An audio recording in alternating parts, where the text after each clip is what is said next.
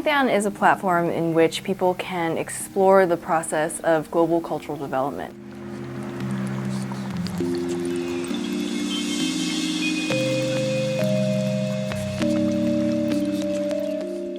Pantheon is a visualization engine allowing you to explore culture through thousands of different visualizations.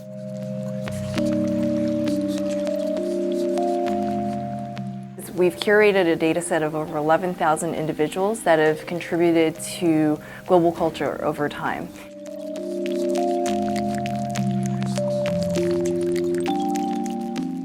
So you can think that our world is full of ghosts. You can think that Newton, lives in the mind of everybody that knows his theories. You can think that the songs of Elvis Presley live, in the airwaves every time they're embodied in photons as they're transmitted, and every time they hit the ears of people and people listen to the songs of Elvis again. So he's still alive in some sense, not in a tangible way, but in an information sense. He's still alive.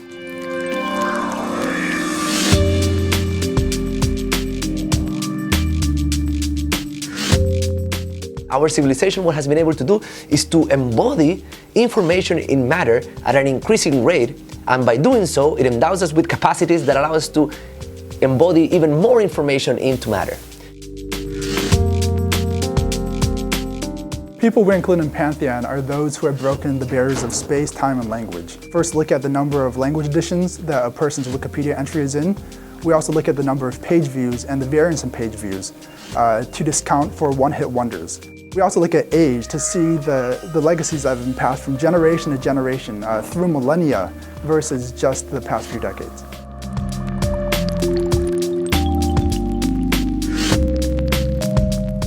One of the goals of Pantheon is to allow us to quantify and visualize the patterns of cultural production as they relate to international development.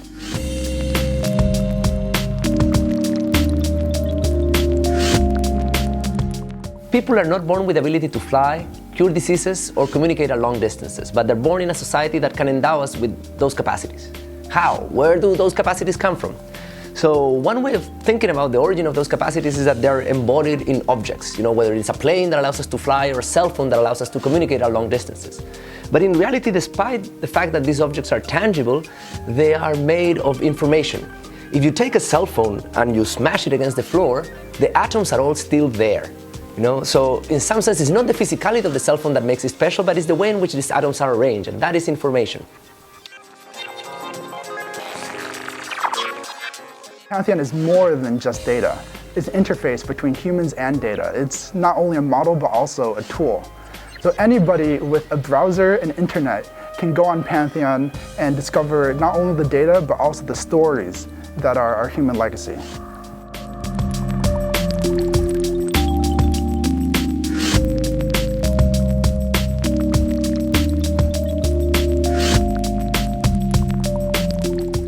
There are many different ways of parsing the world, and some people have parsed the world by thinking of it in terms of, capital, human capital, social capital, you have physical capital that would be like the things that you built in the past and that you can reuse now, and human capital, the education that you've received and everything. But another way of parsing the world, which is a little bit more amenable to natural sciences, but it's equally valid for the social world, is to think about it in terms of energy, matter, and information.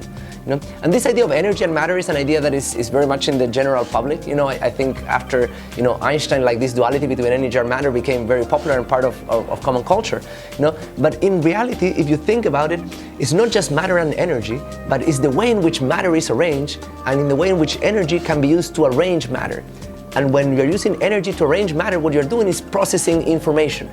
Even if you're sorting socks, you're doing a sorting operation. That's computation. When you're cooking, you're doing computation, and you're using, the energy of your body plus the ingredients that are physical, to put them into some sort of order that is basically a battle, against thermodynamics to generate order.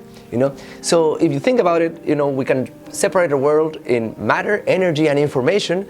And what we're doing in Pantheon is to try to understand the origins of the information that makes our world. Pantheon, what it's doing is trying to capture that information, the information that has been able to break the barriers of space, time, and language, and that is able to survive our physical embodiment.